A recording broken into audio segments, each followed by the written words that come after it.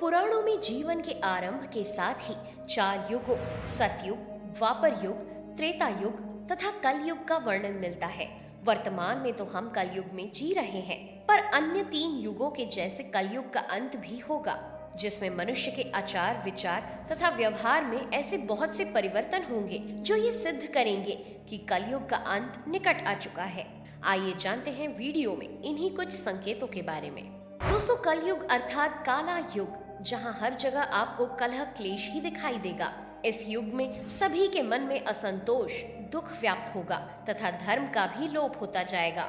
ऐसा माना जाता है कि इसका प्रारंभ 3102 ईसा पूर्व में हुआ था, जिसकी आयु 432,000 वर्ष के बराबर है और जिसमें से अब तक इसके लगभग 5,000 साल पूरे हो चुके हैं। जब कलयुग के 10,000 वर्ष पूरे हो जाएंगे तो जमीन से अन्न उगना, पृथ्वी का जलमग्न होना, सात्विक जीवन से तामसिक जीवन की ओर बढ़ना आदि अनेक कार्य सामने आने लगेंगे। इसका पहला लक्षण है कि जैसे जैसे कलयुग अपनी चरम सीमा पर आने लगेगा तो धर्म की प्रधानता समाप्त होती जाएगी। धार्मिक ग्रंथों में लिखी हुई बातें सभी को झूठ या मिथ्या जैसी प्रतीत होंगी। कोई भी उन पर विश्वास नहीं करेगा और जो लोग इन ग्रंथों को मिथ्या साबित करेंगे उनका ही राज चलेगा। इन लोगों का कोई भी धर्म नहीं होगा और ये लोग अपने कुतर्कों द्वारा एक दूसरे की आलोचना करेंगे तथा खुद को सही साबित करने के लिए हर मार्ग अपनाने को तैयार रहेंगे। इनका खुद का कोई मानदंड नहीं होगा, बल्कि ये भारत के लोगों में एक दूसरे के प्रति ईर्ष्या, द्वेष भावना को बढ़ाएंगे, जिससे पूरे देश में अराजकता फैलने लगेगी। भागवत पुराण के अनुसार दूसरा लक्षण है कि कलयुग में ऐसे लोगों का राज चलेगा जो झूठे, क्रूर तथा हर काम में स्वयं का लाभ देखने वाले हैं।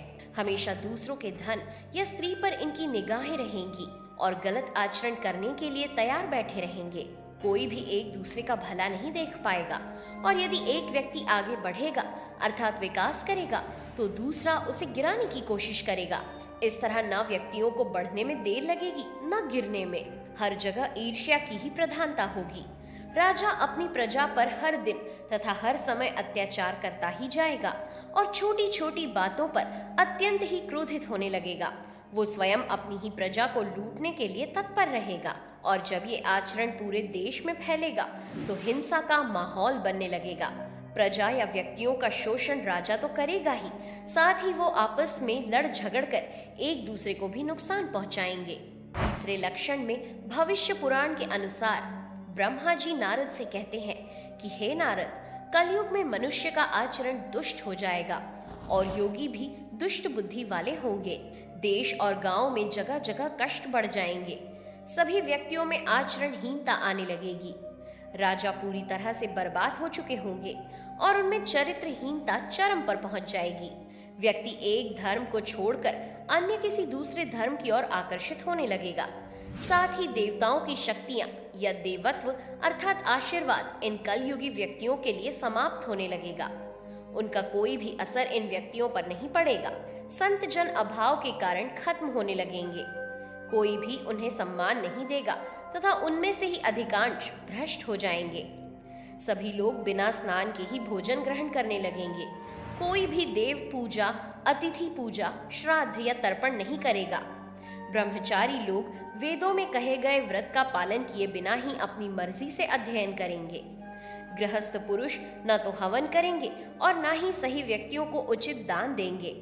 वनों में रहने वाले व्यक्ति भी आहार का संग्रह करने लगेंगे तथा सन्यासी भी मित्र आदि के स्नेह बंधन में बंधे रहेंगे।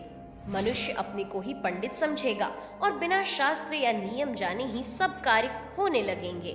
चौथे लक्षण में महर्षि व्यास कहते हैं कि वेदों का पालन कोई भी नहीं करेगा, न ही व्यक्तियों में वर्ण तथा आश्रम को मानने की प्रवृत्ति होगी। यहाँ सभी एक दूसरे पर ही हावी होने की कोशिश करेंगे। शिष्य गुरु को ही डांटेगा, समझाने लगेगा। विवाह को एक पवित्र धर्म न मानकर बंधन के जैसा माना जाएगा। पिता पुत्र भी आपस में बहुत झगड़ने लगेंगे। यहाँ कुल, जाति आदि का लोप हो चुका होगा, जिसके कारण बलशाली व्यक्तियों को महत्व दिया जाएगा, न कि जाति के आधार पर व्यक्तियों को पूछा जाएगा। जिसमें जितनी ताकत होगी वो उतना ही बड़ा स्वामी बन जाएगा। यहाँ बौद्धिक क्षमता से ज्यादा आपकी शारीरिक क्षमता की पूछ होगी। हर धर्म में कन्याओं को बेचकर उनका विवाह करने की परंपरा चलने लगेगी और जिस व्यक्ति के पास जितना ज्यादा वजन अर्थात धन होगा, उसकी बातों की महत्ता भी उतनी ही अधिक बढ़ जाएगी। पांचवा लक्षण है कि कलयुग में थोड़ा सा भी धन आने पर उनमें अहंकार की भावना प्रबल हो जाएगी। वो स्वयं को ही श्रेष्ठ और ऊंचा मानने लगेंगे। स्त्रियां लंबे लंबे केशों को खुला छोड़ने लगेंगी तथा उन्हें इन पर अत्यधिक घमंड होगा। स्त्रियां उन्हीं के साथ रहेंगी जिनके पास धन होगा, अर्थात सभी स्त्रियां अपने गरीब पतियों को त्याग देंगी और ऐसे व्यक्ति के पास चली जाएंगी जिनके पास धन होगा। और जितना ज्यादा पैसा व्यक्ति के पास होगा, उसे उतनी ही ज्यादा सम्मान की दृष्टि से देखा जाएगा। स्त्रियां कठोर स्वभाव व कड़ा बोलने वाली होंगी, जो अपने पति की आज्ञा का पालन नहीं करेंगी। इस अधर्म की वृद्धि होने से लोगों की आयु भी कम होती चली जाएगी। छठवां लक्षण है कि सभी व्यक्तियों के पास जितना चाहे धन रहे, परंतु उनके यहाँ धन की कमी बनी ही रहेगी। सारा धन भोग विलास और घर बनाने में खर्च होगा। इससे दान पुण्य के काम होना बंद हो जाएंगे और हमारी बुद्धि केवल धन के संग्रह पर ही लग जाएगी। कलयुग की स्त्रियां अपनी मनमानी चलाने लगेंगी, जिससे वे इच्छानुसार आचरण करने लगेंगी। भोग विलास में ही उनका मन लगेगा। स्त्रियां केवल धन के पीछे ही भागेंगी, फिर चाहे वो गलत तरीके या अन्याय से ही क्यों न कमाया गया हो। ऊपरी तौर पर सभी व्यक्ति समानता तथा बंधुत्व का दिखावा करेंगे, लेकिन मन ही मन स्वयं को श्रेष्ठ मानेंगे तथा भेदभाव बढ़ता ही जाएगा। सातवां लक्षण है कलयुग के अंत में मौसम का कोई भी ठिकाना नहीं रहेगा।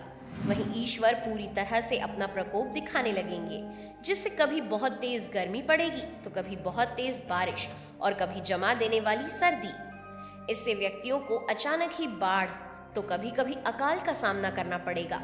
वो आसमान की ओर मुंह ताकते रहेंगे, लेकिन इस मौसम परिवर्तन को कोई भी नहीं रोक पाएगा। अकाल के कारण हर जगह भोजन की मारामारी होगी। इन सब कारणों से व्यक्ति आत्महत्या करने लगेंगे। हालांकि इनमें कुछ व्यक्ति ऐसे भी होंगे जो धार्मिक कार्यों में लगे रहेंगे, जिससे वो उस कलयुगी जीवन में भी सुख का अनुभव करेंगे। इस युग की स्त्रियां लोभी, मंदबुद्धि तथा छोटे कद वाली होंगी। ये देह शुद्धि पर ध्यान नहीं देंगी, साथ ही हरदम कड़वे वचन बोलेंगी और एक दूसरे को क्रोध भाव से देखा करेंगी। ये स्त्रियां केवल अपना पेट भरने के बारे में सोचेंगी तथा दुराचारी या चरित्रहीन पुरुषों से मिलने की इच्छा रखेंगी। आठवां लक्षण है कलयुग के अंत में विपरीत परिस्थिति या कठिन समय आने पर राजा प्रजा का साथ नहीं देगा, बल्कि उन पर दोगुने कर थोप देगा।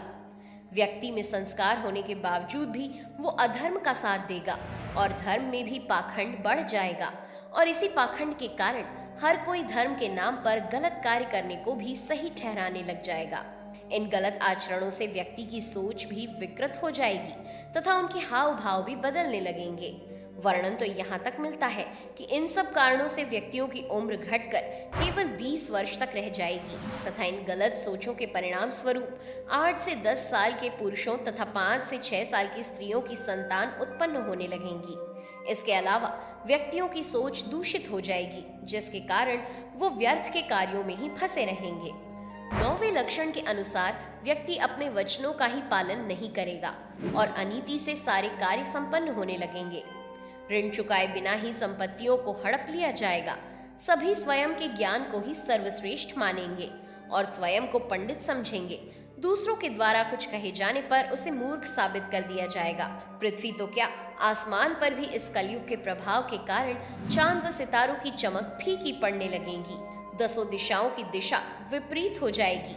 इस युग में व्यक्ति केवल वर्तमान में विश्वास करेगा और शास्त्र ज्ञान से रहित, अहंकारी तथा अज्ञानी हो जाएगा। वो किसी का भी सम्मान नहीं करेगा, यहाँ तक कि घरों में भी कलह बढ़ने लगेंगे तथा बहू सास से तथा बेटा पिता से काम करने के लिए कहने लगेगा। 10वें लक्षण में श्रीमद् भागवत के 12 स्कंद में शुक्र देव परीक्षित से कलयुग का वर्णन करते हुए कहते हैं कि जैसे जैसे घोर कलयुग आता जाएगा, वैसे वैसे ही धर्म, सत्य, क्षमा, पवित्रता, आयु और स्मरण शक्ति का लोप होता जाएगा। इसके अंत के समय भयंकर आंधी, प्रचंड वर्षा और पिघला देने वाली गर्मी होगी। देशों में बड़े बड़े युद्ध होने लगेंगे। हर जगह चोरियां होती रहेंगी। लोग कपड़े, जेवरात, यहाँ तक कि खाने की सामग्रियां भी चुराने लगेंगे। चोर अपने ही जैसे चोरों के यहाँ चोरी करने लगेंगे। दूसरों को मारने वाले व्यक्ति की भी हत्या होने लगेगी। आयु का भी लोप होता जाएगा। फिर कलयुग के अंत में भगवान विष्णु कल की अवतार में अवतरित होंगे। उस समय मनुष्य की आयु केवल 20 से 30 साल तक की बची होगी तथा कद भी छोटा हो जाएगा। दोस्तों, इस सब से बचने का एक ही तरीका है कि जितना हो सके आप सभी ईश्वर की भक्ति में मन लगाएं, जिससे हमारे मन और विचार दोनों शुद्ध रहेंगे। इस प्रकार हम कलयुग के प्रभाव को खत्म तो नहीं, लेकिन कम जरूर कर सकते हैं। दोस्तों, आपने इन सब प्रभावों में से क्या क्या अनुभव किया है, कमेंट करके जरूर बताइए। वीडियो को लाइक और चैनल को सब्सक्राइब जरूर करें। Thanks for watching.